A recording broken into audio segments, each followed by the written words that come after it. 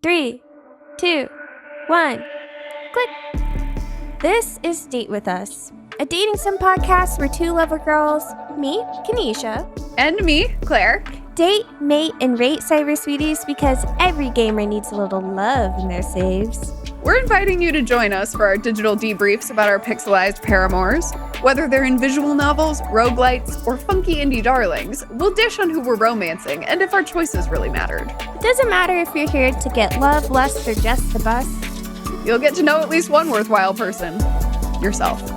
So, light some candles, partake in a vice of your choosing, and we'll give you the lowdown on the games to download. Good game for a season finale. A thick season finale game. I'm sorry, am I allowed to curse? I should have asked. Absolutely. Okay. I love when people ask us if they're allowed to curse because it's like we are a show where we lust after fake people. So like if we were like, no, it must all stay very upright. But come on, how good a challenge would that be? Would that be? Really like you have to talk, but in like PG rated only. We gotta do like a Regency era game and then make the episode have to be. I'll bring the teacups. I'll be ready. God, please. Oh my God. Okay. Well, dear listener, hello. If you don't already know Jill, you should. Jill, aka the Indian Former. I'm gonna let you introduce yourself, but we're so pleased everybody. to have you. I'm very happy to be here. This is gonna be a fun time. I always never know what to say. Always never is not a good grammatic. I'm a writer by profession. Incredible. My name is Jill Grodt. I am the Indian Former. I have a website that is all about indie games, focusing on what is coming up, what is happening, anything, everything. I love every genre. Recently, I did an unusual one where I did a space shooty, and it was like, that's unusual for me, but that's just how good it was. So that is Lunar Abyss for anyone who's interested. Heck yeah. I started my career in a weird way, which I think is probably true for everybody. This is not a career that you start in any sort of normal path. And if it was, that'd be even more weird. Yeah. I started out my working life in museums, which I've always been a big gaming fan, and I've always been playing games, being in the community of like talking about games, and always like a big Game Informer fan. I started in museums because I'm like, nobody makes money talking about games. Sure. And I got student loans to pay off. I did that for about 10 years of adult life. And then I was like, okay, I'm at a place where I'm not at the top, but I'm not at the bottom anymore, and that's nice. And I can kind of see how this ladder is going to go. And I'm just sitting here like, it's fine. But like, do I want my life to be it's fine? Yeah. So I started thinking about the whole cliche, like, what would you do with your life if you could do anything with your life? And my very definitive answer to that was Game Informer. It was not games journalism. It was Game Informer, because I've been a Game Informer fan forever. So just at that time happened to be when they were accepting applications for their internship program. So I was like, I'll just throw this in.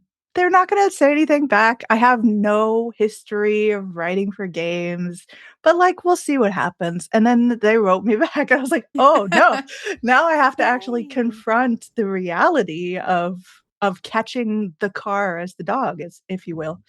So what am I going to do with my life if I say yes? Because now I have to move to Minnesota. I'm California born and bred. It is fall. Oh, wow. Oh. Yeah. That's going to be an adventure. That's a climate move. I've got a life in California, a lovely partner who I was talking all of this through. And he was like, if you don't do this, you will regret it for the rest of your life. I'm like, okay, yeah, no, you're right. So that's what I did. Bundled up. All the coats, all of the jackets, all of everything. No one saw any part of my legs or arms the entire time, the 4 months that I was living there. I had an amazing, amazing time. I learned so much. It was so fantastic to be there and to realize how both informal a lot of things are Like that you would be, you just write to people and they just say yes to things. That's weird. But Yeah. strangely formal that some things can be on like how things are written and exactly what protocol is for things. And so I was just learning so much. And on top of that, making a lot of friends and just having such a great time. But then the internship was over. Went back to California, started freelancing. Y'all, anybody who's in the freelance space right now, hearts out to you. Absolutely good luck. Best of it. It is literally the worst ever. Like, it is so bad. So hopefully all y'all doing okay. And on there, I know there's a lot because this industry right now is Everything horrific. is bad. Yeah. But don't think about that. We have each other. And dating. And we're gonna have a lot of fun with that. But eventually got the call to work at Game Informer. And that was an amazing day. I had a brilliant time. It is so much work, y'all. Like those people, all the Game Informers currently, they work so hard. I'm still friends with all of them. I don't know how they get stuff done, especially since they're still working on the like only the people who were there at the very end. Yeah. They work so hard. But about a year into working for Game Informer, it was still under GameStop at the time. And GameStop decided, as they do, that people just wanted to disappear. So GameStop said number has to go up. yeah, by number going down. Yeah. So I was not in those ranks. I was kept on.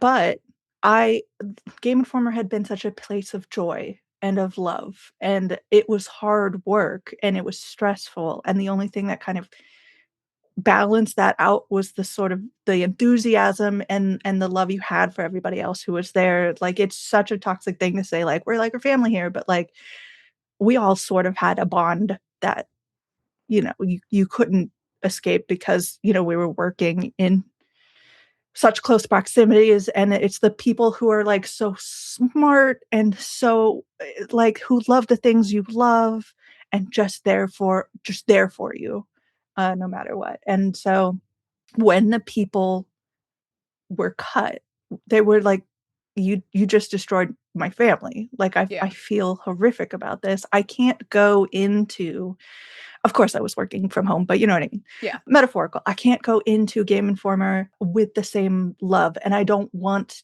this to be a place where I feel bitterness or resentment coming into work. This was always supposed to be a what would you do with your life if you could do anything kind of job. And up to that point, even though through all of it, stress and everything, like it had been that. And I just couldn't continue on and still have that love for Game Informer that I had. So I decided to leave. And then I presented myself the same exact issue. It was like, okay, what do I do with my life now? Do I go back to museums? Do I try a whole different path? I took a couple of months off and I was like, actually, game journalism is what I love. So I was like, okay, I'm going to make my own site. Why not? Enthusiasm unbridled. We're going to do it. There's not going to be any problems with that. And when I did, there was really only one idea for me. It was like, I want to be a place to highlight indie games. And the name of the site, the Indie Informer, is a reference to the nickname I had at Game Informer, because when I was at Game Informer, I was really only talking about indies anyway. Like, and I was always trying to push them while I was there. So I got that nickname. So I'm like, that's what I call the site, the Indie Informer. For love of Game Informer and also for love of indies. And now that's what I do. I'm lucky that the people who worked with me, the PR and developers and just people in the community who were so helpful, stuck on. That's not a nice way to say that. Held on and believed in me and continued on this journey and made all of this kind of possible to just be able to say, hey, there are cool games out there you're not hearing about, and you should be hearing about them because they're amazing. Like, Absolutely. if y'all are feeling some kind of way about AAAs, if you're feeling like I'm getting the same thing time after time, I'm playing these games that seem to cut out any sort of quirkiness or are so interested in mitigating risk that it's all kind of common denominator. Of course, there are great AAA games. Let's not pretend that there's not. It's just there are so many options out there for every single player of every single kind in indie games, and indie games for my opinion are doing them better. So yeah. We just went on the Friday Night Gamecast and they so kindly and wonderfully made us a like Smasher Pass, or not Smasher Pass, but like a Fuck, Marry, Kill situation. Yeah. And I simply didn't recognize like any of the characters because they were all from AAA games, and I was like, oh no. That's how I just learned that Sephiroth was not the hero but the villain of the Final Fantasy series. I had simply no idea. You know, Tea. is he though? Like, is he though? I literally don't know. But yeah, I feel like I find your story both so inspiring and exciting, and also just like you write good stuff. It makes sense. It's great to see like when people around you recognize that you have a skill and are like, we want to uplift that, we want to support you, and we want to make sure that we can do that in a way that like feels good for everybody involved. Like, that's always good to hear, because I write irregularly. There's kind of a formula for especially if you're like reviewing or something, and I'm just kind of like, I'm gonna write everything as if it's like a creative writing project. I'm just gonna have fun with it, and my goal most of the time is to make people feel what I felt when I played. I mean, in general, there is very little like actual objective fact to writing. I don't want to get into the review discourse, but like there are rubrics that people use, and you can check them out on websites and whatnot. But like in the grand scheme of things, a review is an opinion piece. Like, it is an opinion, and everything you write about video games is an opinion to some degree. And I feel like maybe when you're in those kind of tentpole publications, you get a little more authority conferred upon you, which is a blessing and a curse. So people take what you write as like, this is the authoritative take on this game that I love and you hate. So if you hate it, it must be bad, but I love it, so you're wrong. You know, we can go down that path for a really long time. Let's not do that. But I love I'm just going to say this wild thing. Like, I really, really considered my most recent piece titling it like "Kick My Ass, Daddy." But like, I was like, I'm going to pull back a little bit. Be who you are. I would never encourage you not to be bold, you know? That's sort of against the show. Yeah, but on top of that, just being weird and bold, to talk about another discussion we're not going to go down a rabbit hole of, is high level tangents only. Is how you fight like AI right now, because it's so the opposite of what AI tells you to do and what it produces. So like, if you are weird, if you are creative, if you are human, you are sharing something that is a personality filled thing, rather than just like this is what a robot made, you know? Yeah. And I mean, that's what's been really fun for me doing the show during this time. And Kanisha, I don't know if you feel similarly, but it's interesting because I feel like dating sims are a genre that it makes sense to have like both toxic fandoms, obviously, but like the less toxic energy of like, yeah, it totally makes sense that you like person A and I like person B, and we can agree to have differing opinions about this game, and that makes sense and is easy, in a way that I wish sometimes we could point to other games and be like, you see how people are chill, that like somebody likes Sebastian and somebody likes, oh my god, what was the name of the drunk guy in that game? Shane, thank you. How some people like Sebastian and some people like Shane, and it's fine. Like, do we need better learning lessons for like, some of our gamers? Is it though? Because I'm going to argue. I'm going to argue because we're going to talk about a game eventually, and I'm going to argue there is a red flag that how dare you put that person's name on my sheet I'm so excited. Okay. No, really, it's fine. Whoever you pick is great. Except for Janet Garcia and Jenny Wyndham, who picked the wrong person. Oh my God. Oh, I'm so hype. I almost listened to the episode that you guys did on the Indie Council. And then I was so like, good. I don't want to spoil myself. I listened to it like forever ago when the game came out. And then I was like, I don't remember. Maybe I'll read. And then I was like, no, Claire, don't spoil yourself more. Spoil my own opinions. But okay, we're getting close to actually starting the show, believe it or not. We're teasing a little bit. A little tease. Don't worry about it. Classic. Hey, if you're enjoying it, go ahead, open up wherever you're listening to us right now and hit the 5 stars button for me. Smash that would be so good. Kanisha, please. Just such a lovely please in the background. We really appreciate it. We're trying to grow the show a little bit, find our audience, connect the people who would appreciate these types of conversations and getting into their feed. And so the easiest way to do that is either tell somebody that you think would like the show about the show, tell your crush about the show. We continue to dare you to do that, or or review the show. And that's that. And stay tuned, because at the end of this episode, we're going to tell you what our summer season is. Woohoo. And Jill, we've I was going to say we briefly gave you an intro, but we maybe a little more than briefly. Quite an intro. That's what happens when you let me introduce myself. I think it's great. I think it's great to have context. It was lovely. But do you have a favorite dating sim or dating sim experience? I think one of my earliest is probably one of my favorites, and also why perhaps Fields of Mistria means so much to me, is going to be any of the like early kind of farming sim type things where you go around. It's like, because I was never really that interested in farming, but like, I get to pick between all the people. Freaking Ellie is so hot. I'm going to give her a chicken egg. Yeah. Harvest Moon, 64? Nintendo 64. Was it called Harvest Moon 64, or was it just Harvest Moon on 64? But anyway, that's the reference if anybody didn't catch it. The way that, so my partner has his N64 still, and apparently he says every single game that was ever released for N64.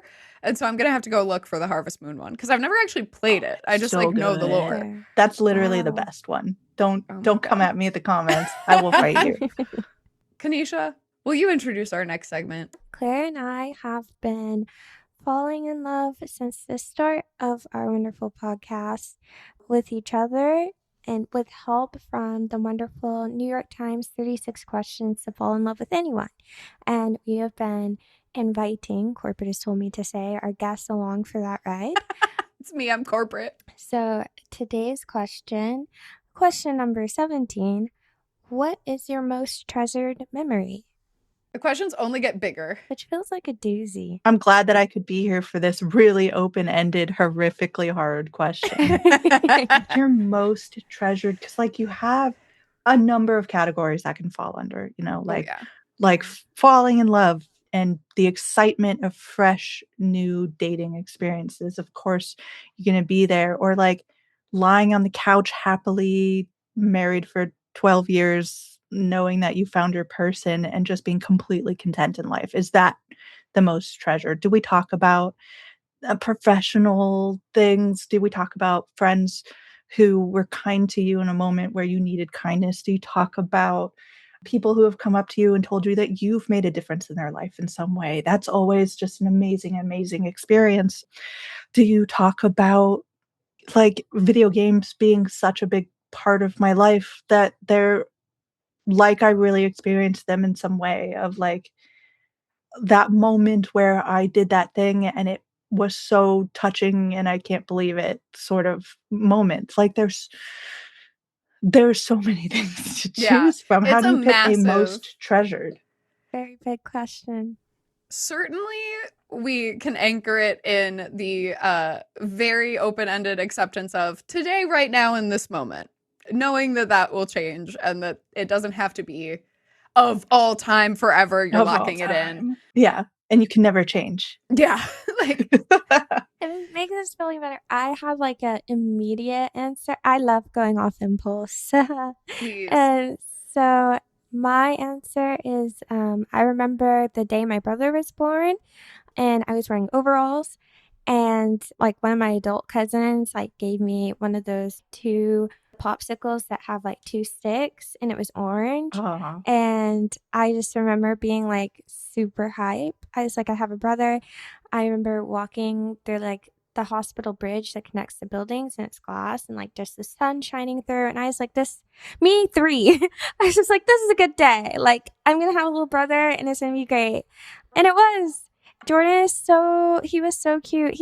I still call him my baby brother, and we're like so old now.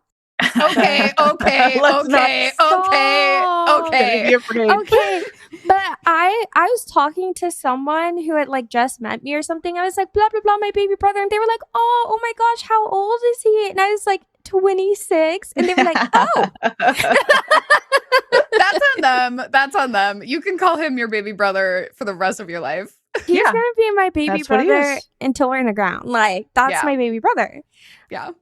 But yeah, I remember that day. I think a lot of memories that I would call like my treasured memories are about baby Jordan, honestly, because he really was like the cutest baby. But he was also like evil. But... Yeah, as babies are, you know. Yeah. I also had an immediate impulse.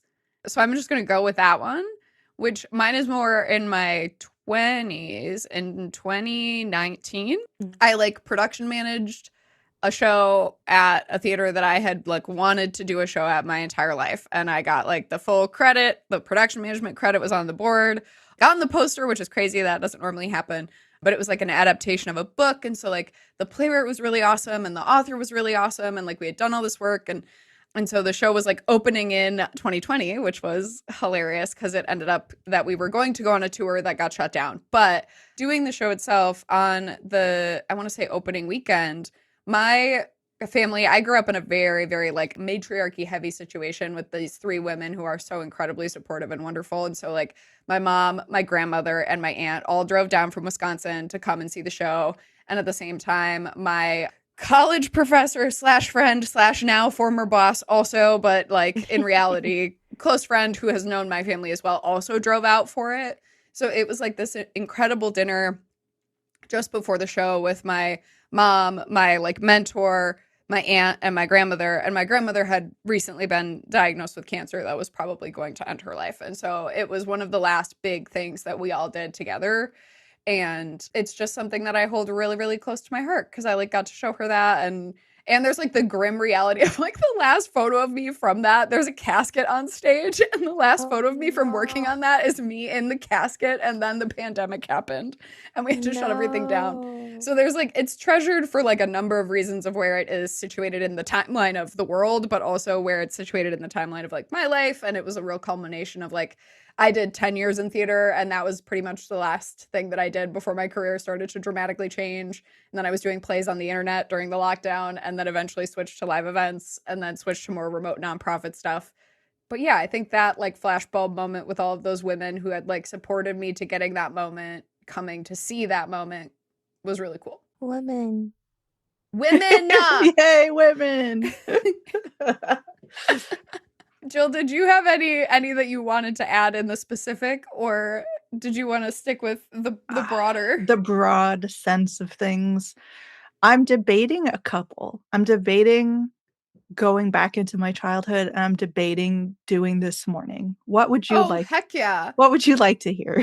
I kind of love This Morning because then we have like baby, young adult, the now. Baby, young adult, the now. I love it. Like free will. Give us I don't know. Oh, you could give us both if you want to also. We'll take that too. No, I can't. You have to choose. Your choices matter in this scenario. Whoa. We love that. Yeah. Wow. Okay, so This Morning, you have, let me set the scene. It's been hot in the Bay Area. It's been warm, unseasonably. Suddenly, lovingly, a cold breeze has come in over the bay.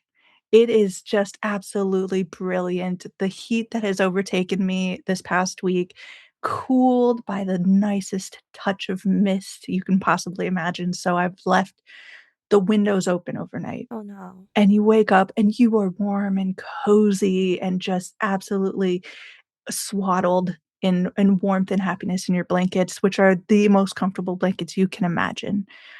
Juxtaposed against this like cool breeze, you are the most comfortable you've ever been in your life.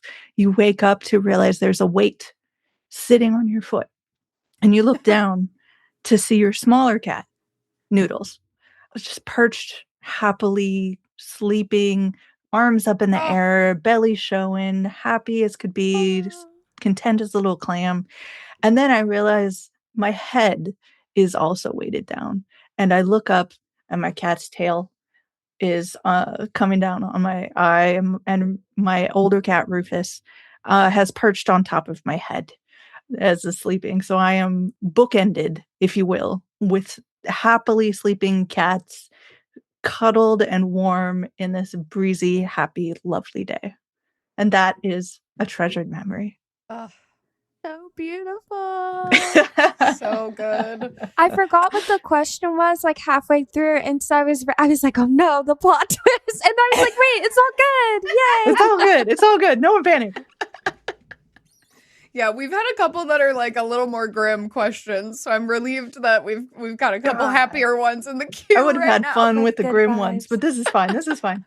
Maybe for the Regency one, we'll be on like, what's the worst thing that ever happened to you? Oh God. Dang. I'd lie. I'd be like, I stubbed my toe.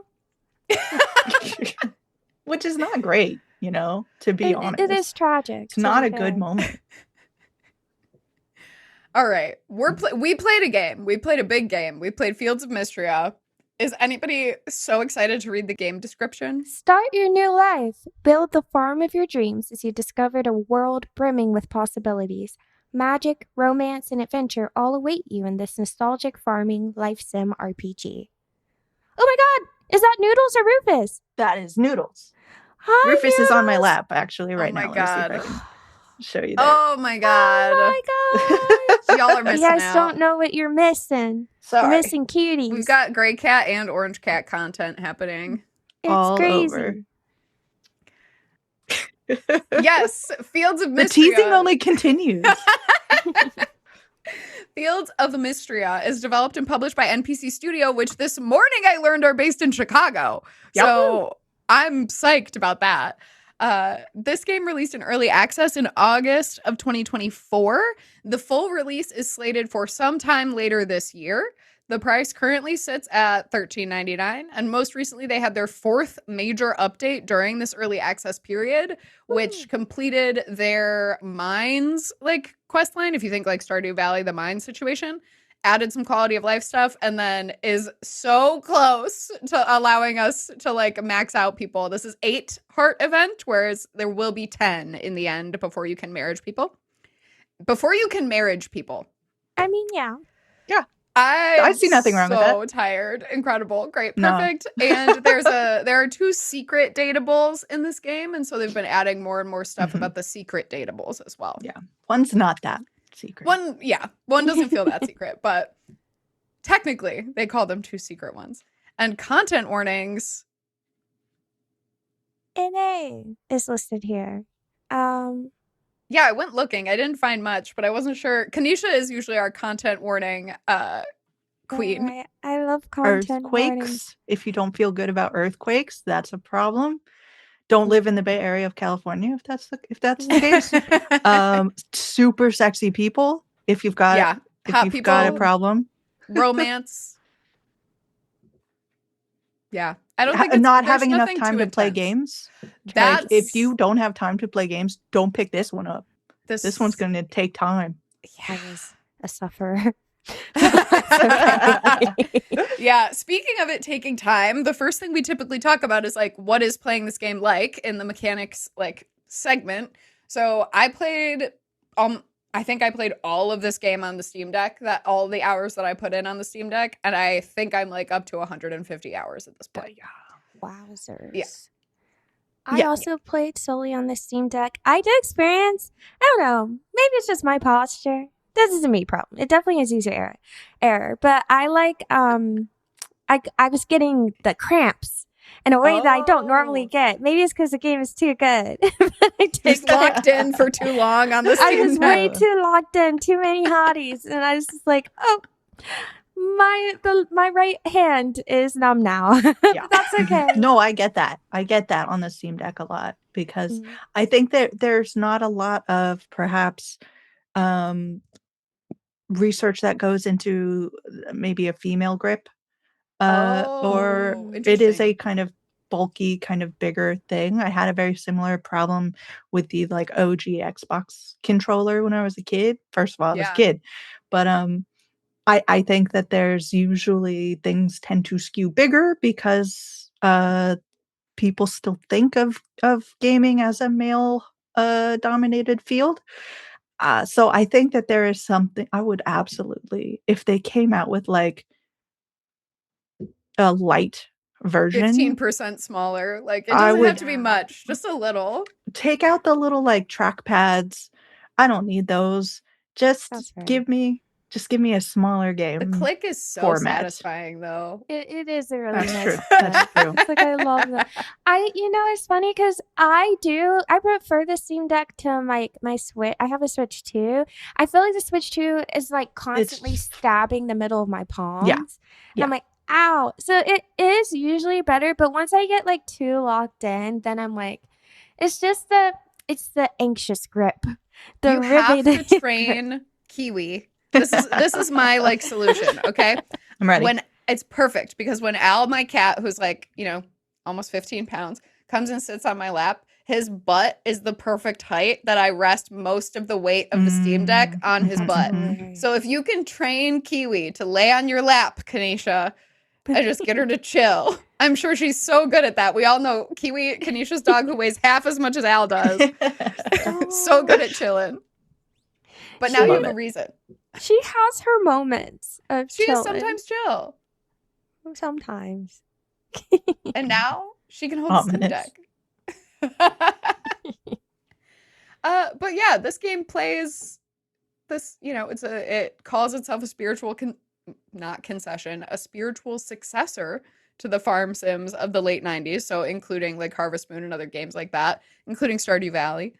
You build a farm, but this one I feel like most people were describing to me as like D&D and Stardew because they're really these like fantasy elements. So I feel like that was the big thing that like my pals were talking about when this was starting to come out in early access.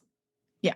I mean, obviously they're taking inspiration from those early Harvest Moons, which I love. But I think probably Stardew is the thing to point to. I think what the 90s inspiration is, which they don't mention, and I find that hilarious, is 90s anime is really, I think, what the inspiration is. And I've like taken some time out of my life, a confession, to try to figure out which character is most like which of my childhood anime characters is which. And I think we'll go over that when we start to talk about different characters. But I'm so excited. The teasing continues. It continues. The Fields of Mistria episode is just the teasing episode. Sorry, everyone. I'm sorry. Makes it better in the end. Don't worry.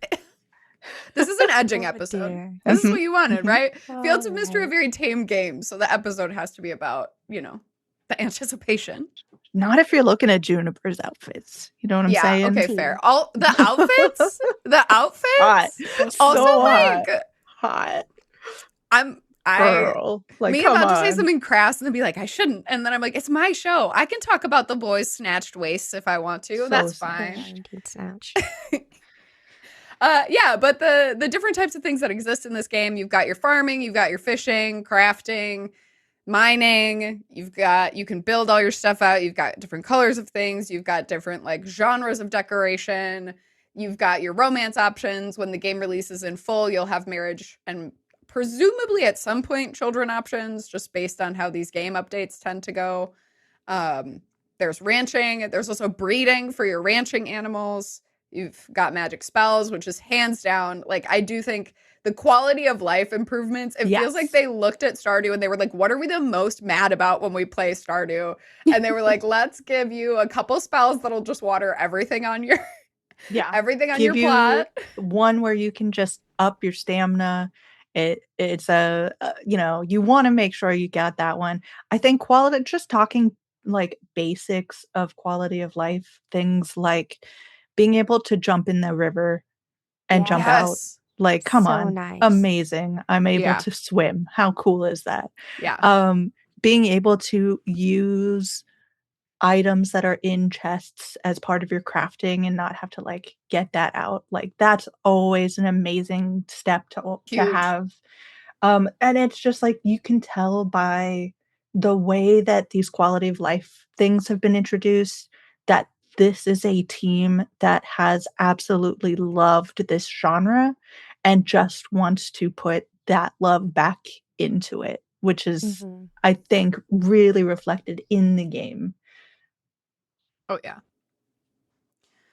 Any like mechanical challenges that anybody met? I felt like even from the very beginning of early access, I didn't have any like game breaking problems or anything like that. I know they had a couple things that crashed that they patched out pretty quickly, but I didn't have any huge like anything rubbed me the wrong way. I felt like it was pretty intuitive. I've spent a lot of time in other farming sims, so that's probably why it felt very intuitive. Yeah. But I think the things that are that have hit me the hardest are things that I'm like, I'm not used to the quality of life. So things like, how do I refill my watering can?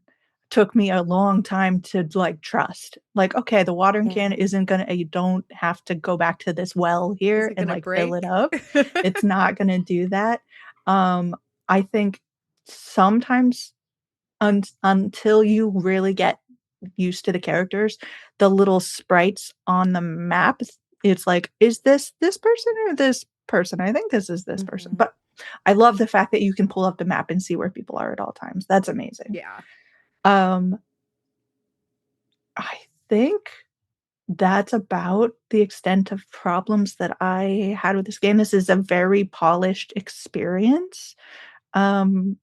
So very different from from like other games I'm currently playing right now that are like, I love this game, but it needs polish like you wouldn't believe. This is very opposite.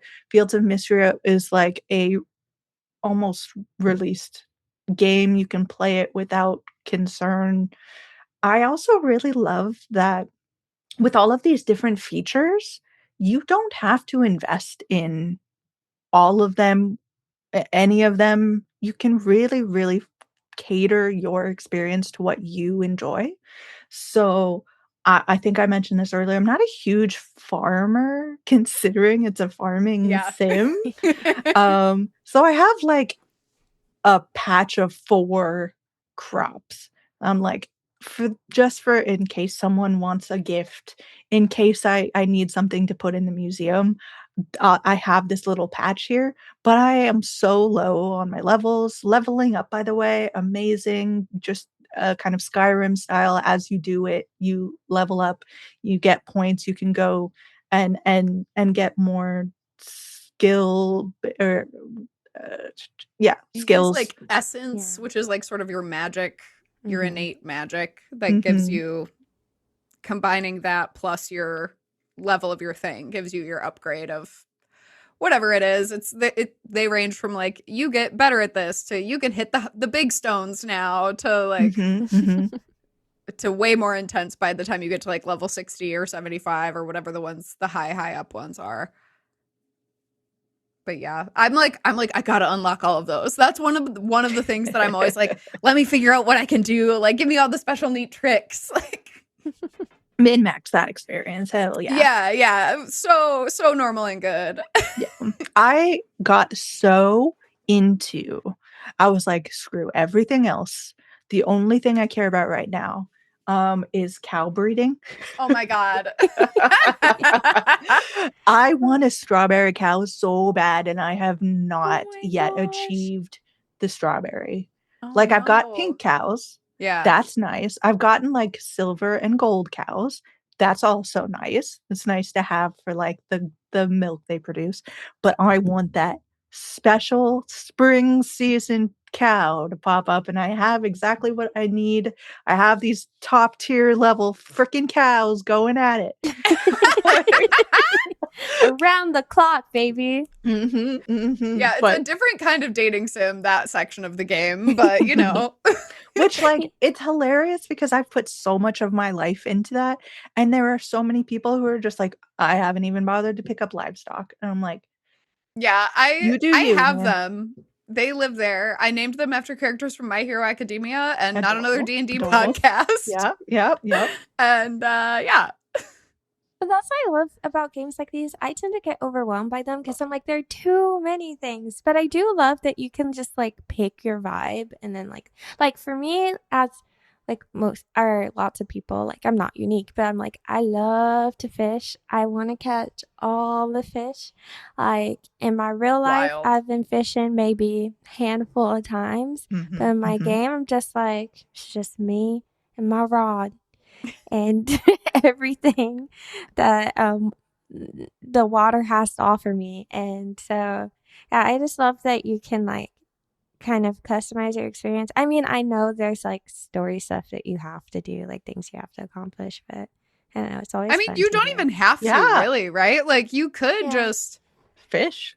You could just vibe and like I do like my as an anxious person, my struggle with games like this is always that the calendar keeps going.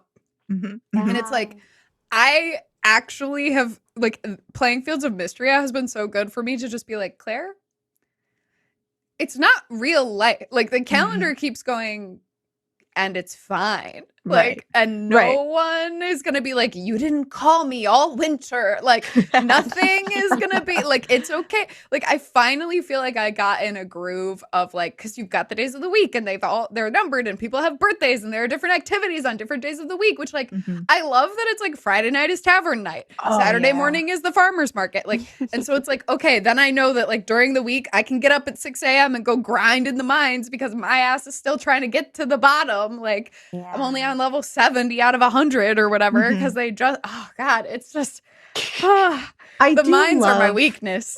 Mines. They're cool. I do love the difference, as you were saying, in this versus I think even Stardew, if you look at it, of like the calendar is moving but the clock is not ticking.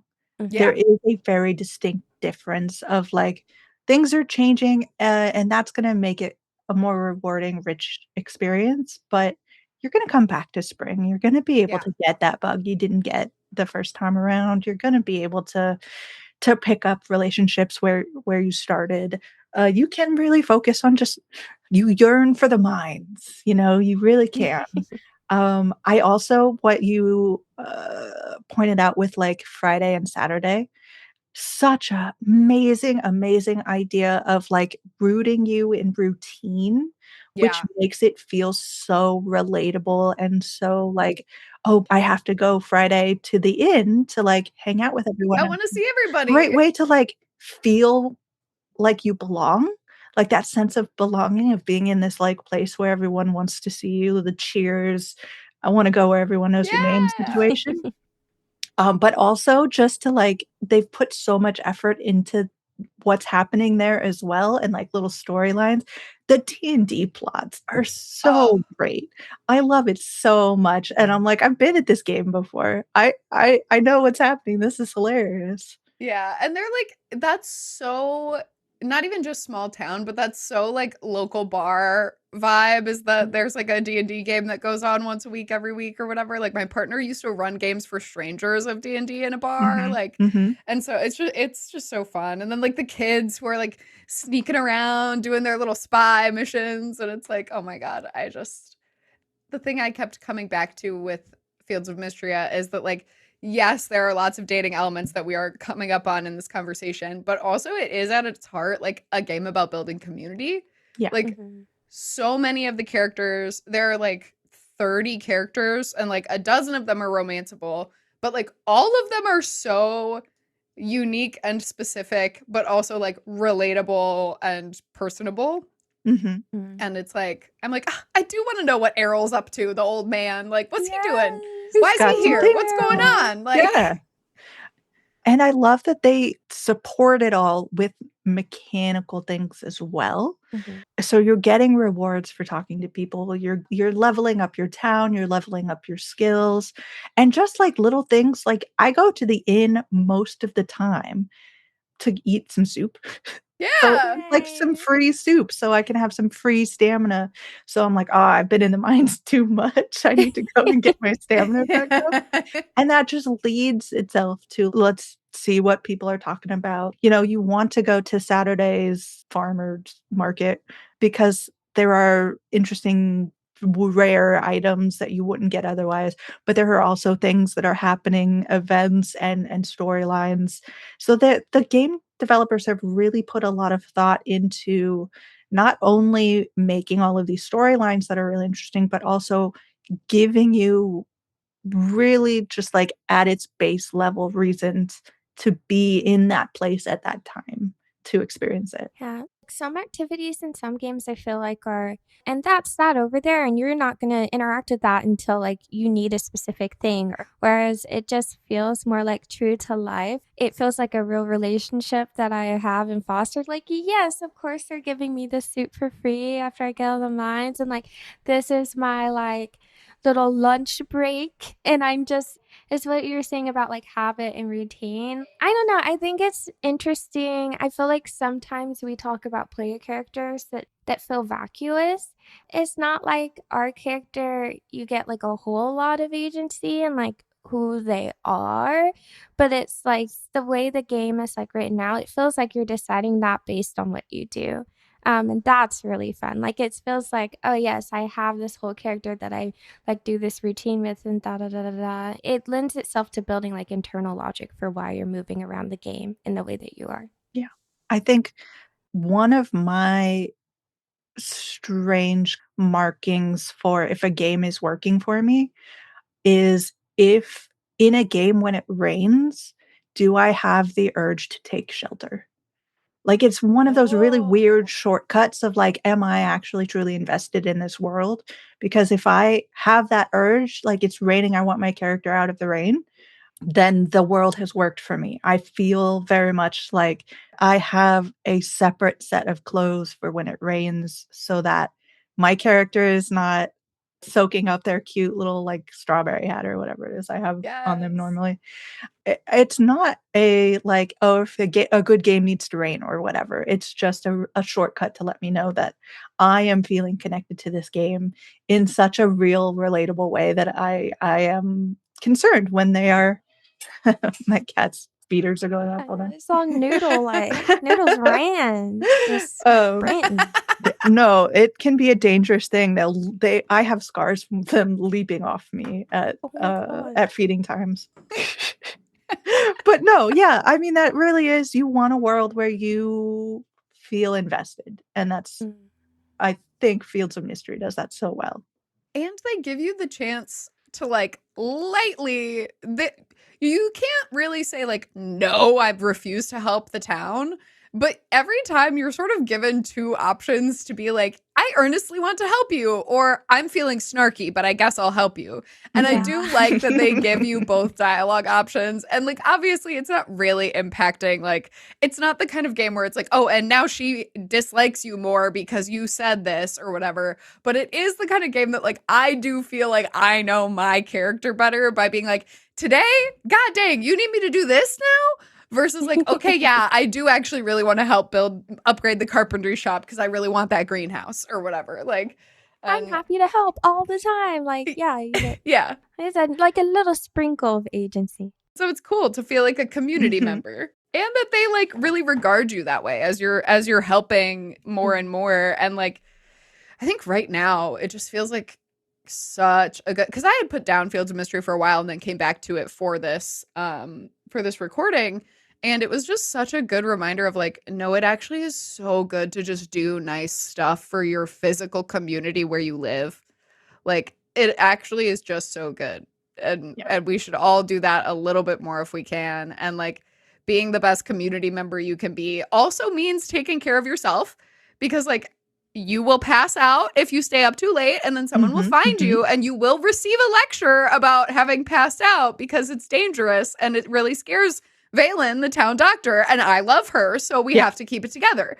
Like, and it's like those stakes that exist where it's like nothing. I, player Claire, know that nothing bad is going to happen to me if I pass out at 2 a.m. Like, I'm going to wake up, it's going to be fine, I'm going to be late. Somebody's going to say something to me and everything will be the same. But like emotionally, I'm like, I can't disappoint Valen like this. I need to make it home. Like, yep. Mm-hmm. So speaking of Valen, maybe now we move into characters. Now an hour in. We move into the romance.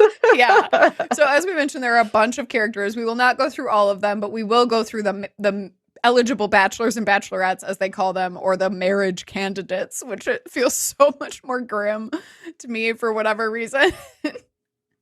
But Jill, I kind of want to have you take us through it, since you have anime comparisons to give us along the way. I have some. I don't have everyone. Okay. But okay. Would you like me to introduce the characters and then anime? Or you want me to go through? No, I'm going to go through at the same time. I gave you a choice, but it doesn't. It was the illusion of choice, but I accept the decision. Okay, so our marriage candidates include a total of 12. Currently, 10 are known, quote unquote. The 11th is pretty well known. I think the 12th is probably also well known, but I'm trying to keep that from myself. So it's a mystery to me. Okay, we won't spoil it then. Or you can. It's fine. Well, I definitely spoiled the name in the outline, so I apologize for that. I good thing I don't read. Oh, excellent! You know, perfect. Okay, so how do I do this? I want to start with the one person that it's I will judge you for picking, and it's the person that a lot of people pick, and probably maybe one of the community's most loved. Fucking March. Oh my god! Okay, I'm so ready for this. I have such complicated feelings because I really thought that I was gonna love him, and like I do love him, but like I thought for sure he was gonna be my guy. I was like, this has got to be my guy. Look at him. He's a little mean. He's a little mean. Got to be my guy. And I'll tell you what, I'll spoil it right now. Something about it just didn't quite work for me. So he's in my top, certainly, don't get me wrong. I'm toxic like that. At the bottom for me. He could not fall far. Run away the way that like he has for some of our friends, like friend of the show Peachy, who was on our Hades episode. Like she loves March, and I'm like, I like him, like I get it, but he also for whatever reason felt very young to me. Yes. Yeah. That was my main problem. Yeah. So but please continue. Go ahead, get in your soapbox. Tell us about March. March as an anime character is your very classic like Yusuke Urameshi from Yu Yu Hakusho. He is the thug with the heart of gold. He's not gonna say nice things to you, and you fix him. It's the I'm gonna fix him guy. I can fix him. Yeah, I mean it's kind of Shane, but like with a less serious drinking problem. You know, like it's he's a workaholic, not an alcoholic. I mean, to some degree, he is. March upsets me because this is like in real life, a thing that people really love is the drama. I think a lot of people in dating go for it's exciting. It's got butterflies, but a lot of times those excitements and butterflies are just drama that you don't need in your life. You can have, I'm looking at you, camera. I'm looking at you out there in the world, just so you know. You can have a life of love and contentment and support that is already there, who will love you and who will always be on your side, and you do not need to fight them. You do not need to fix anything that will just complete you in a way that you absolutely like deserve in your life. You don't need to earn the love or the victory of love. You can just have it, which is why Reese is the best character in this game. Oh my god, I love Reese so much. This is my number one with caveat, little asterisks. We'll talk about that. Dateable character. And I don't have an anime equivalent for Reese because he's just kind of a nice, boy. sweet guy. And you don't see that a lot. It doesn't make for a great anime character. I'm like, maybe Tenchi Muyo is sort of in that vein of just like, you're just a good guy, trying to do the right thing, and things happen to you. But Reese is so good. He's working with his dad. I believe it's his dad, not his uncle. A woodworker, nature lover. I have not put I don't want to spoil a lot of the romantic things. So I haven't put a lot of time into getting my hearts up. But I did go through and watch Reese's 8 heart event. And it is, you have worked some wood together. You've been working that wood. And you made a birdhouse, and you see a bird come and create a family, and before the big catastrophic earthquake that happened at the beginning of this game, there was a family of birds that have not been in Mistria, and you get to see them come together, and he's so genuinely enthusiastic and excited and happy for them to be back. And it's like, love is real. He's so romantic. He's just having this great moment of like, I'm here with you, and this is the life that we could be living. And I'm just like, no one should pick anything for Reese. He's so good. He is good. He was one of the ones that called to me as because I was trying to speedrun March. And spoiler alert, I did not. I have Adeline, Baylor, Celine, March, a bunch of them, Valen, Ayland, a bunch of them sitting at that 7 heart thing where I haven't gotten anybody up to 8 yet, because I'm just like, who do I actually want? And I think maybe my answer is Baylor. Oh yeah, it's Baylor on my list. Tuxedo Mask. Okay, a show I have not seen, but I know who that is. This is a Sailor Moon reference. A little dangerous, a little mysterious, but that's when you know what's underneath, it's a heart of gold. It is a lovely human being, and he still tries to keep up the reputation of being a bit of a I love a criminal for good. Yeah, but he's not. He's really lovely. But he's keeping up that mysterious side eye. He's maybe doing charm. crime. Maybe doing crime. Just a little. That's a little.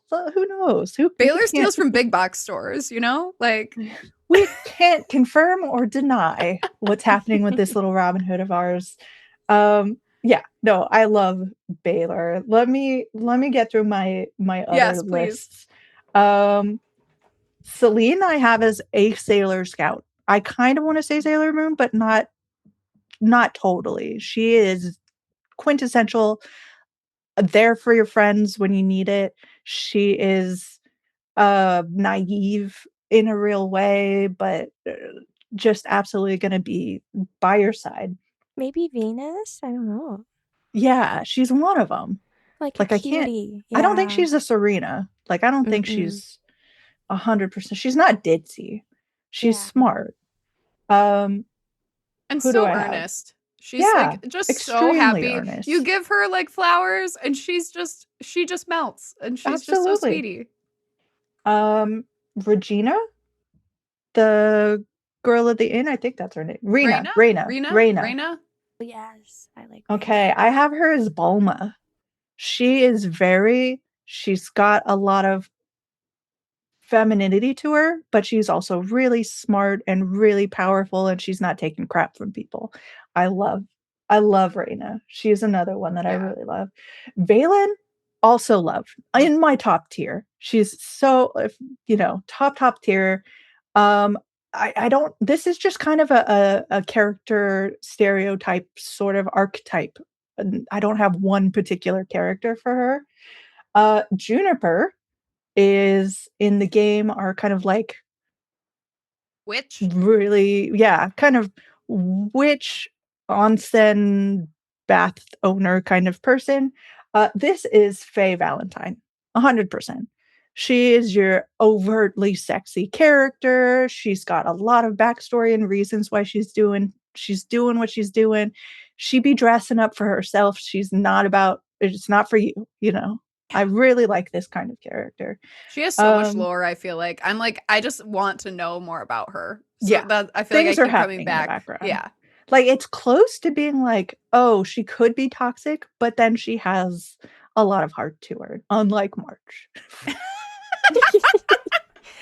March is catching them right now. They're not even He's strings, so they're cute. direct. He's just definitely a fuckboy. Yeah. Hayden, a big community Hayden. love. He is my Goku. He's kind of dumb. He's kind of big and strong.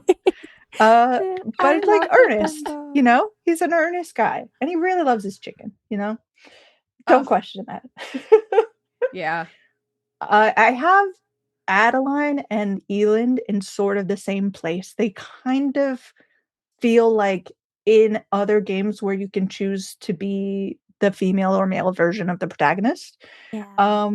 But they're slightly different. I think Eland is kind of a red flag for me because he really hits the level of like he means well. Okay, he means well. So pretty. He means well. He's very pretty, but he's also like super privileged and doesn't understand that he's super privileged. This is a character that's in real life very hard to have a relationship with because they don't understand why you can't just go to Jamaica for the weekend. You know, like there are people I've met in the real life. For me. Possibly he would just, or he's he would just dumb be enough like, that I think I could just tell him to pay for me. And he likes his history, and he is well-meaning like character, but like he is a rich man who volunteers at a museum. Like that is for better or worse. Which he won't understand why you can't volunteer and why you need the money. And there's going to be conflict because at the base of his understanding of reality is that everyone has money.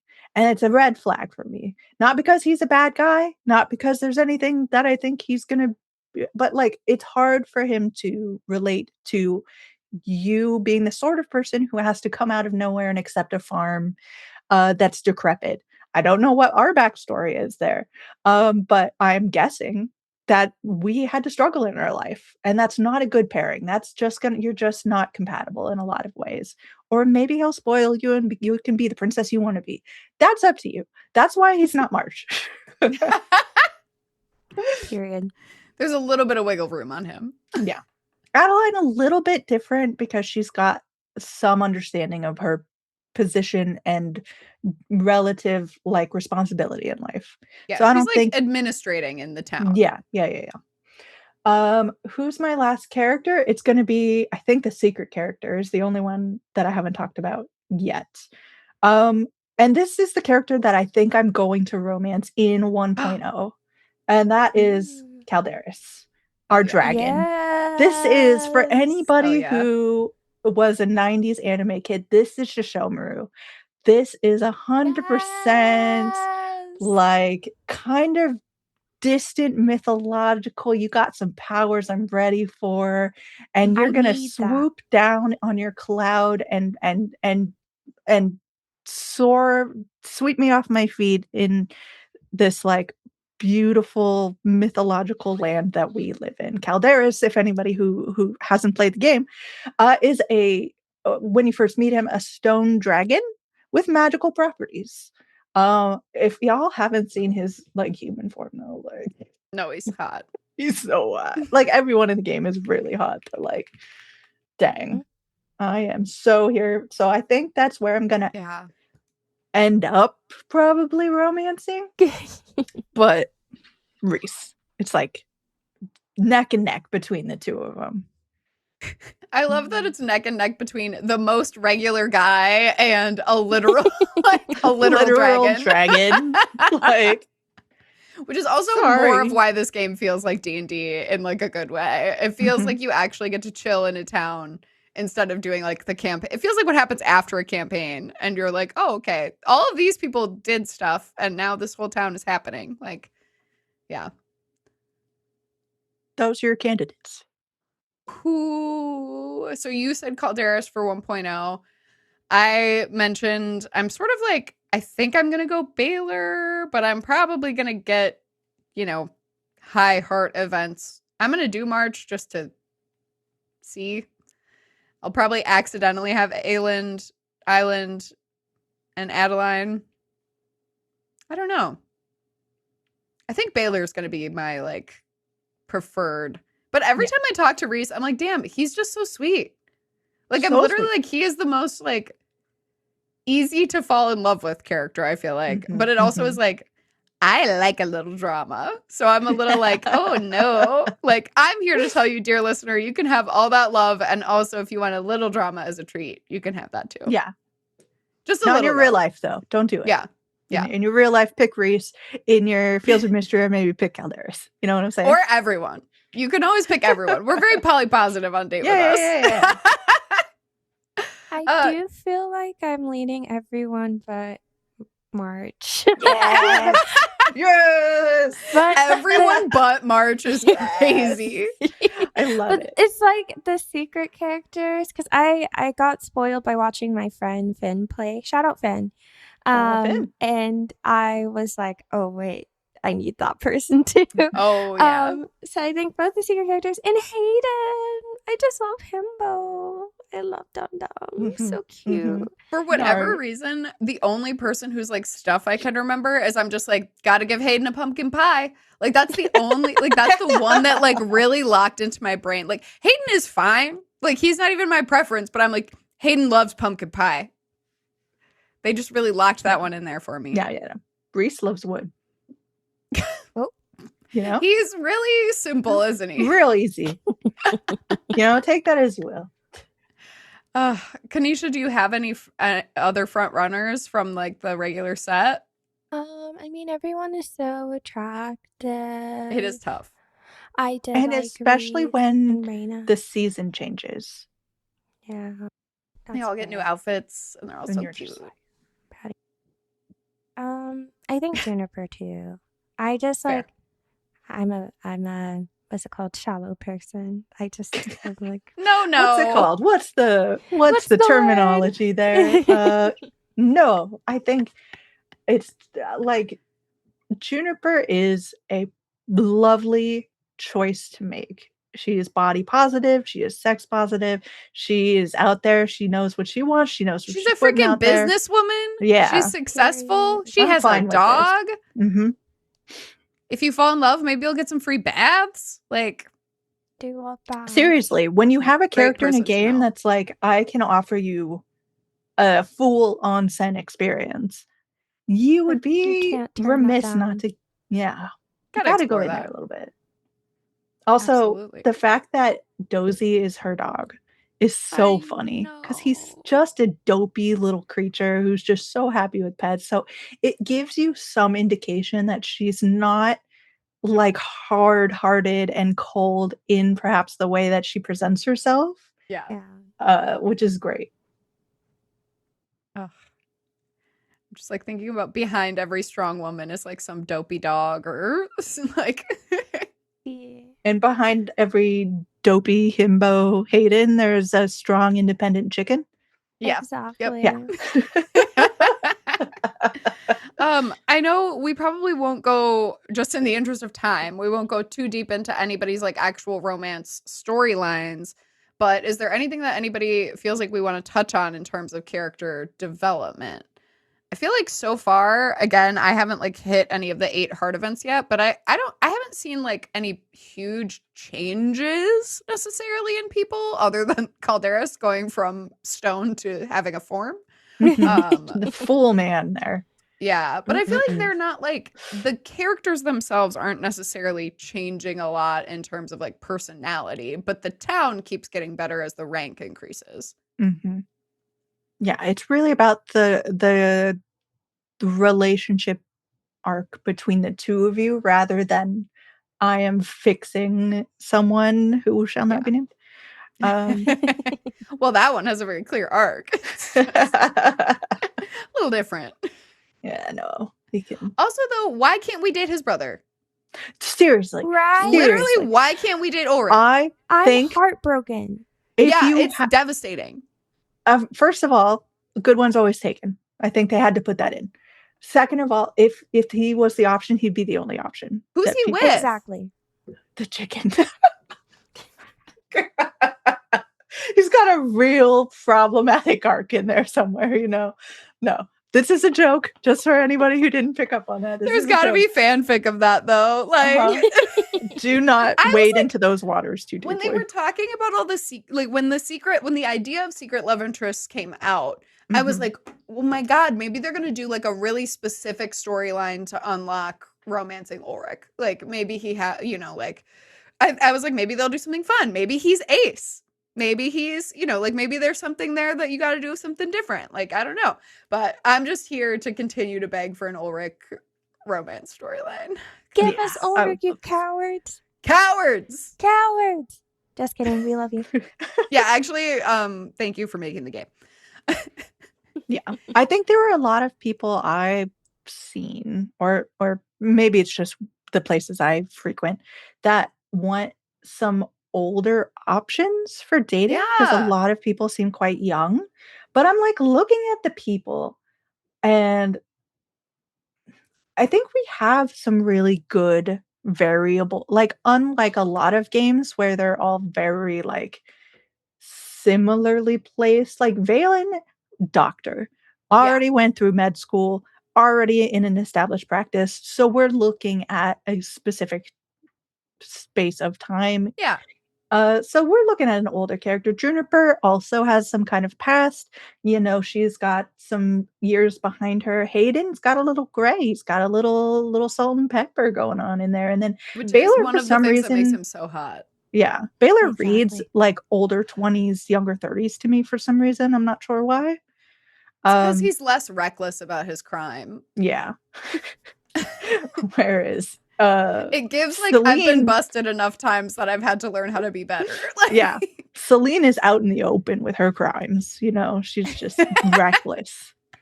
So like I think there are a few like March reads very young, but I think that's because he's got very much a like middle school boy feel. He's mad at the world. Vibe. He's so mad at the world. So I think there is actually a fairly good balance of like young and old and sort of different types of characters, different races, different creeds and understandings of the world, which I really appreciate in a game when they attempt to make this sort of you can pick anybody sort of dating situation. So I was surprised that there were no like non-binary characters, because you can choose they them as your own pronouns, and I'm like looking at this list here trying to figure out if I'm wrong, but I don't think I am. I think Valen reads very close there. Yeah. And the fact that you can date anybody is sort of telling. But yeah, there's no open. Mostly because the game feels extremely inclusive, and yet also I was like, oh, huh. Like, it feels like the kind of game where there should be non-binary characters just by nature of, like, it feels like the kind of game that is, weirdly for a fantasy game, more real or, like, true to life, in that you can be queer and you can, like, run around and date people and do what you like. No, I think you're right. I don't know. It feels not generous to say, like, I noticed that as well, whereas, like, some of these characters seem designed very clearly in a way to like give you a certain like vibe, but that binary is there, and I don't know if it's to like add to the dated feeling of the game or what. I don't know, but it's just curious, that's all. And I think it's come up before we've talked about games, and it's like, oh yes, like these pronouns are here and they're actually being used, not just like they them, but like neopronouns and stuff. So it's just kind of like, oh, that's a choice when like they're present but then they're not used. Yeah. Even if they didn't end up with the non-binary dateable people, like I was just surprised the town didn't have a couple. We've got 30 or whatever characters. But that's it's one of those things that it's like I'd like to see that more normalized. And maybe, who knows, they're still updating stuff. Like that's a real possibility for why we can't date someone we perhaps might want to date. I wonder if some of the people in the I keep saying farmers market. It's not really a farmers market. The market, the Saturday market are gonna fill that. But yeah, I love that the merchants are like kind of limited edition NPCs. Like you can develop your relationships with them. They have hearts. Like they have, you can befriend these people, but you got to be there on Saturday or they won't, like they're not there during the week. That's just not how their schedule works. And like I get it mechanically why you can't date them, but like Vera, I would be down, Yeah. like I love the merchants. I'm like, I think all of them should be romanceable in some way, shape, or form because it's just like, it feels so real to be like, oh my God, this like mysterious hot person who's here once a week. I want to get to know I've got to them make more. sure that I'm like dressed up for the Saturday market. Oh my gosh. And very much like Juniper, the tea merchant. Like I would date just for the hookup, just for the tea hookup, Yeah. like you got to think about those things when you're dating people. You got what? As you're building your harem in Fields of Mistria. Yeah. It's like, sure it's what do I balanced. get access to? Absolutely. Oh my God. Oh, yeah. And so we've like kind of said character development, not a ton. Town development, a ton. You've got your renown, you've got those quest lines, you're like fixing things, you're doing all of that while you're giving your cuties gifts and developing those relationships with them. I feel like as we're like getting more towards the end here, as we're talking about choices mattering and that sort of thing, I feel like we mentioned this at the beginning, but this is the kind of game that you could not romance anyone and still really love this game and have a great time if that's how you like to play things like this. Like there's a lot of story, there's a lot of plot, there's a lot of like little side things happening. And then I feel like for someone who loves romance in these types of games, I'm like, I could have more. Like, I don't know. I'm curious what you guys think. I feel maybe I agree with you just because I don't feel the pull to like I would rather be in my barn going after my strawberry cow. Yeah. Than I need first thing in the morning I need to be up with Reese to make sure he's getting his wood, like yeah. Because like in Stardew, it's like I'm gonna stalk Sebastian until he comes out of his room. But like in this game, I don't have anyone at the level of like, I need to distract my entire day plan to make sure that I get this person's next heart event. But that's not to say I don't love the characters because I really do. And I feel like they very much come to life. But for whatever reason, there's not one that's like got me in full goo goo eyes mode, I guess. Because I'm like still going to the mines trying to get my levels up. Like, I mean, part of it feels like a design thing. Like, there's just so much to pay attention to and like become engrossed with that's like maybe proportional to the other things. Like it makes sense, but I'm like, but some of us want like more lover girl content, like more like Twitter pated interactions and things like I feel like it's a tricky little line to tread. Yeah. Yeah. Well, especially even using March as the example. March's 6 heart event is like, do you want to come do part-time work for me? Like, where it's like, okay, we're at 6 out of 10 hearts, and that's where we're at. Like, we're getting like some light flirting around 6 hearts for a lot of these, I feel like. Because the 8 heart event is where you decide whether or not you're going to date that person. And then presumably the 10 heart, maybe they go up to 12, who knows? We need 20 hearts. We need 20 hearts. That's it. Is like marriageable. So it's like, I feel like there are hearts in between those 2 steps. More than 2. Yeah. Like, definitely more than just, it's like, we started to date, and then what is level 9 is we are madly in love, and then level 10 is we're getting married. I simply can't be that committed that quickly. Or not committed that slowly, if that makes sense. It's like, okay, we got friendship for days. That's cool. I love this. But I have been trying to smooch you since day one. What is going on? You're so attractive, Like, I've seen you in a bathing suit 20 times already, and I am here for it, and I want to tell you that, and I still got to give you more wood before you even think about talking to me about birds. Let's birds and bees this, okay? They took the You're literally Kanisha giving him dating wood. pace and put it into a game, but no one wants to play that. You know what I'm saying? Like, no one wants to move at a glacial pace. No one is okay with glances anymore. It's not Mr. Like, Darcy. I think that would be really cool if we did that with one character. Yeah. Or if this was a Regency era game. Yeah. And then we could do that. Because I there want is a very little much. hoe. I want somebody who's a little more of a hoe in the game. What if I you want somebody a could- little more saucy. Like, What if in your character creation you could be like, take things slow. Let's be sensible. Yeah. Or I'm super down. Rev it up. Yeah. Where are the dating sims that do this? Like Yeah. that We just created it. That's like created an it. Welcome actual to the development team. Yeah, Jill, you're in. That feels Sarah, like it's like if you could breaking get open. it up to people, I'd appreciate it. Thank you. incredible. Yeah, yeah, that would be such a game changer to like how freaked out do you want to be when you play this game? Yeah. have your absolutely. own level set of like, because we always come back to Slasher U, which is like so unhinged, but they have the level of like you can choose how, you know, X-rated it is basically.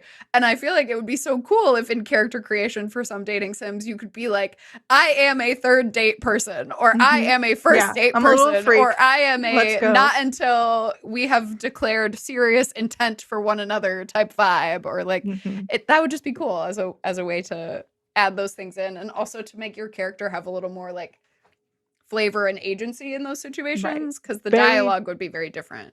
Very cool idea of like, now I need to play a game in like Regency mode versus like freak in the streets mode. Like your hands like touching or blocks of text. In the first meeting scene, you're just like, I'm putting my hands all over you. Oh, amazing. Yeah, we're sort of in the choices mattering phase. I think your choices matter for your experience, but also like they don't matter in the way where you're like going to get a game over, which I like in a game like this, where it's like you will be able to continue. Like you can't really ruin your farm. You can have to do a lot of work on it, but like you can't really ruin anything. Right. Stakes are fairly low, which is exactly what you want for a kind of farming sim dating situation. But you will not have the same experience as any other player in this game. And it really does allow for you to cater your desires, wishes, wish fulfillment. You can tease yourself as much as you want. As you want. Or as little as you want, you know? Sorry, Kanisha. Success! The teasing will end. The teasing has officially ended. We've gotten there. We've hit crescendo. Did we succeed? What is it? Did we have fun? I have a lot of fun with this game. I like had forgotten how much I enjoyed it. This game is actually why I got a Steam Deck. Yeah. Really good Steam Deck game. Yeah, it was coming out around the time that the last set of like the older Steam Decks were all going on sale. And I was like, I maybe need this. And my partner got it for me as a gift before I went on a long international trip. And before I even left for the trip, I put 100 hours into Fields of Mistria. And it's dangerous. If you're in a situation like perhaps I am, where this week is so tidal wave of indie games I need to play, and then they give me games like Fields of Mistria where I'm putting hours and hours in, I'm like, oh, this is dangerous. Like, how did I do this? Yeah. I looked at the thing and it was like 100 hours and I was like, excuse me? Excuse me? At what point? I was in a pocket dimension. Like Lincoln. Another hour. But I think that means it's fun. If you accidentally put 100 hours into something, it has to be fun. Maybe. Fair. Trying to think of situations where that might not be the case, but it's I mean, like achievements maybe, but yeah. If I'm going to put this many hours into a video game, it's like if I had put 100+ hours into like learning piano, I'd be pretty skilled right now. Beethoven. But I would rather look at really hot anime inspired characters. Also, it's just it's so much less stressful to learn about the characters than it is to learn how to play piano. Yeah. I do not have that skill, unfortunate. Yeah, I take to social dynamics faster than to instruments, certainly. And I played piano for 10 years and don't remember any of it. So Though, speaking of music, really love the music for Fields of Mistria. And I think you can go and find the music sheets. Or am I thinking of Stardew? I might be thinking of Stardew Stardew. definitely has all their music out. Okay, merch idea. Y'all need to put. So the people who are musically inclined should go and play this. Absolutely. Absolutely. Should we rate? Let's do it. Oh, Kanisha muted herself again, so I guess she's gonna make me tell you guys Oh, today. well, I'm not starting. Well, I was gonna do the here on Date With Us, we rate. Here on Date With Us, we take a page out of our no small game. Oh, fuck. One more time. I'm sorry, I forced you to do it. You got it. You got it.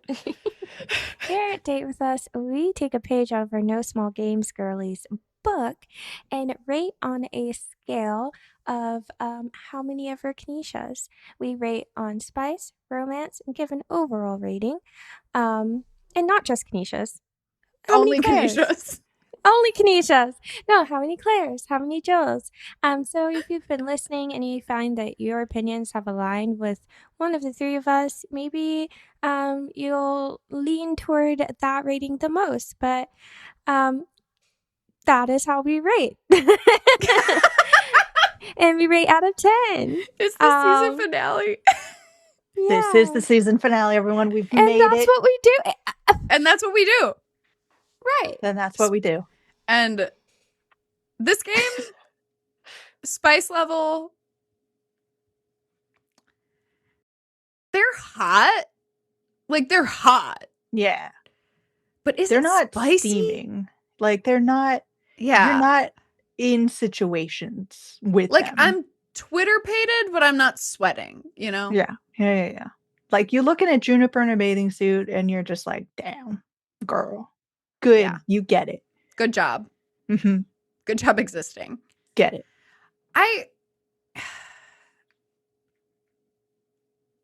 I'm like, maybe only 5, maybe 6, like maybe 6, because the bathhouse exists. Yeah. Like I don't know if I'm supposed to jump in and oh, please and debate. We can discuss in the 4 area here because you've got a lot of hot people and they're hot and they take more and more clothes off, you know, like season dependent. But like you don't have any of those moments that nobody's leaning me against a wall. Yeah. I need wall leaning here. Yeah. I really need a little bit more for spice level. We're talking like leek and potato soup kind of spice level. We're talking Juniper is the spiciest in both the character and spice level of Juniper Berry. Like that's where we are. Well, I feel like does a 4 feel reasonable? I feel like I'm leaning like honestly, yeah. I wanted to be generous because I wasn't sure. I'm so like destroyed from being like, am I too ungenerous with all the games now that we've played Slasher U? Where I'm like, should I be bumping everything up a little bit? But it's like, no. Like there's never going to be a situation where someone walks into the room when you're playing and you're like, oh man, I don't feel good about them having seen that scene. Yeah. You know, like you could probably play this at your work on your monitor and be like, if you can play games, you might get in trouble for other reasons, but you won't on your lunch break. Yeah, you're not going to get like, oh, they're that person. It's not going to be like my coworker was playing a porn game at work. I think that's not happening to you. It's not. It's clearly like my coworker was playing Stardew Valley at work is probably what someone will say because they don't know what they're talking about. Romance. I do get the Twitter-pated with a couple of them. I did. I mean, experiencing that moment with Reese and the birds and just that's a really high point. But we did spend some time of this episode discussing how we're not necessarily drawn to the romance as a major Yeah. part of our lives. We yearn for the minds and not the romance. Yeah. Like, so that's sort of where I want to go with 6 on the romance, maybe like a 7. Yeah, I think I would go 6 because the other thing I'm thinking about here is like time spent romancing versus time spent everything else. Even if you are like, I am going into this, I'm going to focus on the romance. The time that you will be spending giving gifts and doing those scenes is just going to be so much less than the time you spend doing other things to keep advancing like the town, where it's just like, I think the game is designed that in a way that I actually think is maybe nice and good for our main character. The game is designed in a way that you are very focused on your own life because there's a lot to do. And like you're doing that and you're helping the community and you're trying to find love. And like it's a little bit too real in that way where there's only so much time for the romance in your life. But like if you find it, great, and you can seek it out. But if not, it's really not going to like negatively impact your gameplay if you haven't like fallen in love by year 3 or something. Right. Like I want to be really clear that taken in a vacuum, just looking at the romance itself, I love every part of it. They're so good. I love the storylines. I love the people. All of the characters so relatable.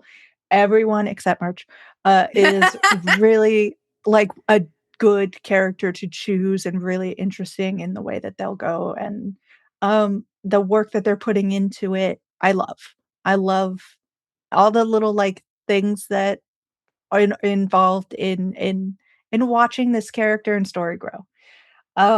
So if it were just that, if we were just looking at that, it would be a much higher rating. Yeah. Because there's no fault that I can find with the actual romance in and of itself. It is just in the broad picture of the game. It's not a dating sim. It is a farming life sim, and that comes with dating elements, which are really hot. Yeah. Me coming back just to giggle. But I do feel like I agree with that assessment. Like you said, it's just like the dating is proportional to like, you know, all the other elements of the game that you can enjoy, but I feel like it's not. But what is there is like really lovely. It's just like there could be more, or like, you know, there's just room on the table for it. With that, I would probably numerically give this a 5. But yeah. I'm going to put us squarely at a 5.5 then for romance. I'll put us in the middle because it feels, I think I agree with everything here. No need to hammer on it. Overall ratings. Okay. Yeah. Okay. I heard it. There's some hammering we can do. There's some hammering on it. Some hammering people characters, like wood. You know. I love Fields of Mistria. I think I feel like this game for me is like an 8 out of 10, 8.5 out of 10. Like it's the kind of game that I'll put 100+ hours into this game. I want you to really I should probably think rate about it higher. It's hard. It's hard because what we've just done is to set the bar in fairly low numbers, but it is misleading. Because I wanted more romance. That's really the hard thing is like I wanted more of that, which I think is just a little unfair of me, you know? Because like as a game, honestly, 10 out of 10, go play this game. If you haven't played it, go play it. Go play this game. I think is the overall arching like do not mistake these numbers. It's $14. Like literally most of the time with older games, I'll be like, oh, catch it on sale or whatever. No, literally go buy this game. It's $14. Like, yeah, it's worth it. If you have any put 100 hours into it. Yeah. It's like you can put 100 hours into an early access game is wild and still have things to do. I feel behind. And it's not, by the way, overwhelming either, because you can choose to do whatever you like. It is so life simulating and stimulating. Yeah, and if you're like a normal person who's not trying to play a bajillion games every month to talk about them on a microphone, like this is the perfect kind of game to be like, oh my gosh, I want a good like end of the night, or a good like I'm watching my YouTube channels while I'm doing my second screen, or like this is also a great game. I found it for me in picking it up again. This is a great game to be like, I don't want to scroll, but I want to be doing something with my hands, and like where it doesn't take that deep of thought to do it, but you can really dive into the plot and the characters, because I think the dialogue is really strong. And like I feel when I do just skip dialogue, I almost feel like that pang of guilt, because I'm like, I like it, or oh wait, I don't want to miss that, or like, oh, what are they talking about? Which I think is really rare for games that are this big, because I feel like it's easy to usually just be like, okay, go. I want to get back to the mine, or I want to get back to my field, or I want to get back to my strawberry cow, or whatever. Yeah. It's going to happen one day. Maybe it's a 9. It's probably a 9. I'll go there as well. I think I'll say 9 out of 10, with the caveat that like this is an early access game and could grow in my appreciation. Could also, who knows, add some really weird twist at the end. Yeah, I'm hesitant to rate it a 10 out of 10 without marriage, to see what happens there at the end of those relationships. You get married and suddenly all their masks fall off and they're horribly abusive. Like I don't know why they would take really that. messy. Like all of a sudden they just bring a bunch of stuff and it's just boxes everywhere and you can't decorate your house anymore. Like they're like, moving in is hard. It takes you 1 full year to be able to decorate your house again. Like, too real. But I agree. I think I would also give this game a 9. It is my favorite, like, farming sim or, like, game. Yeah. It's my favorite farming sim that I've played, I think. Like I've said, I've struggled with games of this type in the past because I would get, like, very overwhelmed to everything. But I think, like, the fantastical elements and just some of the quality of life things that we talked about have made it, like, easier for me to engage without feeling like that feeling of overwhelm, or like I'm just running around and I'm not doing what I'm supposed to be doing. Like it's just it's very fun, and it's easier to let myself like lean into like all the relationship building without that like frantic feeling of like there are so many quests that I've like completely dropped or something like that. So yeah, I really enjoyed it, and I agree with the 9. It was really, really fun. What are we leaving behind in Fields of Mistria? This is our, like, in the Mindy project, there's an episode where she leaves her earrings behind so that he will, like, find them and have to call her, kind of a thing. We have bonded over doing these types of behaviors in the past when we were in our, late teens, early 20s. And so we can go you can go figuratively, you can go literally, you can go like, am I trying to get this game to call me back? Am I leaving a new character in there for them? We've kind of run the gambit with what this question can really mean. I think I'd like to leave behind like another different flavor of like normal person. I think we could use one more normal person in the love interest category. I don't know what that means yet, but I'm thinking about it. Interesting. You just want things to be normal. Well, I feel like we could use at least, I'm like, give me one more romanceable, because I haven't found one that's like set my heart on fire yet. So I'm like, who would that be? I know it's probably going to be that. But I'm like, I want to believe that the regular people in the town could also have like, because Juniper is clearly not like, she travels, right? She is of the world. Yeah. And I'm like, give me one more person in Mistria who's like maybe like a little bit more of like an instigator. Or like somebody, I kind of want somebody who's a little bit more adversarial to Adeline and Aelin. Because like Baylor's almost there. Yeah. But I'm like, maybe give me somebody who's a little bit like, I want one more rapscallion, but like more rapscallion than like March is just kind of like frustrated a lot of the times. And I want a little bit more, something in between March and Baylor maybe is. I'm just inventing a new person. That's not leaving anything behind to call me back. But that's apparently how I'm feeling about this. So I love it. I love it. What about y'all?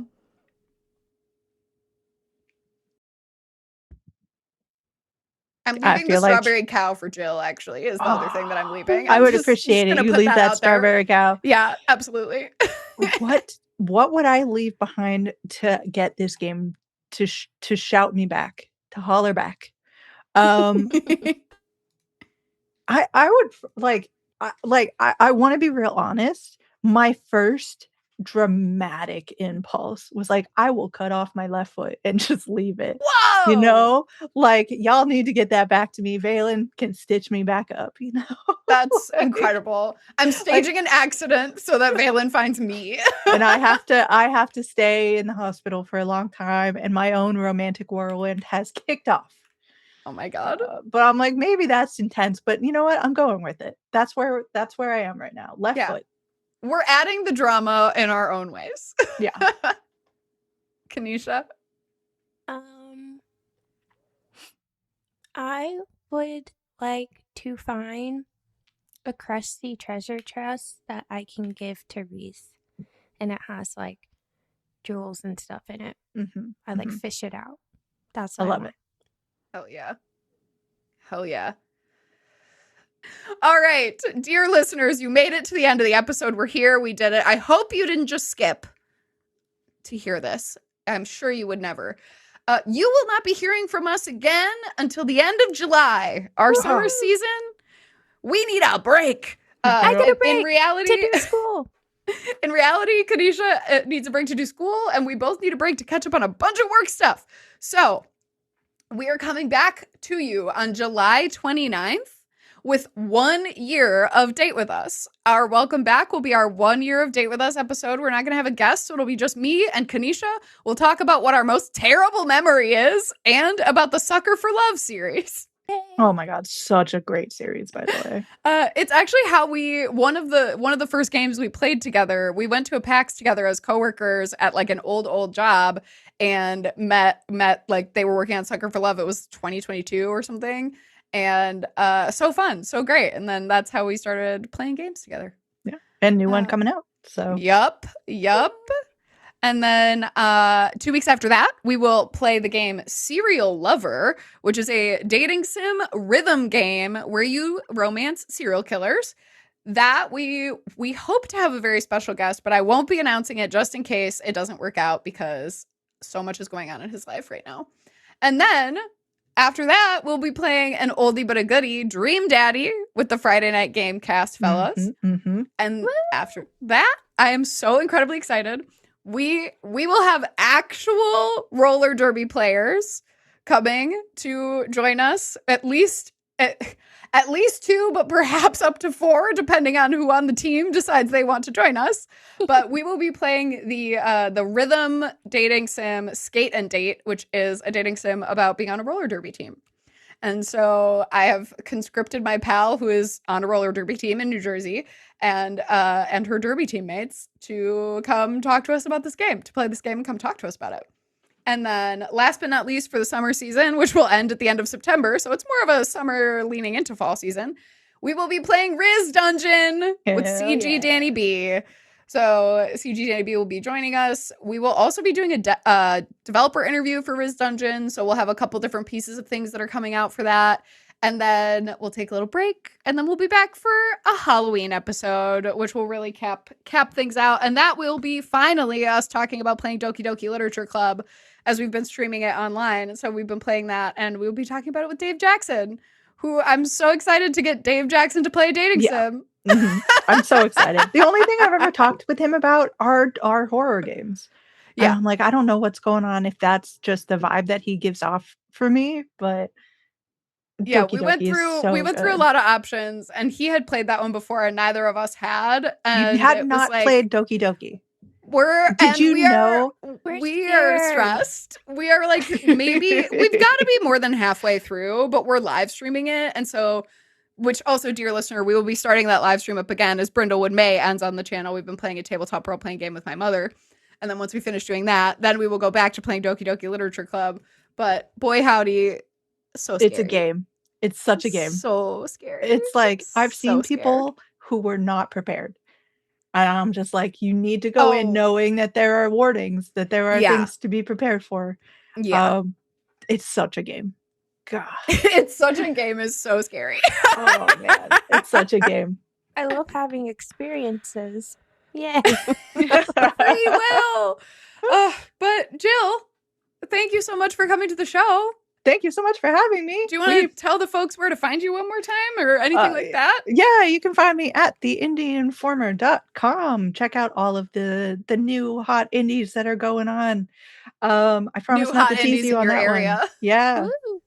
And they're ready to talk to you. Whoa. You can catch me on Blue Sky.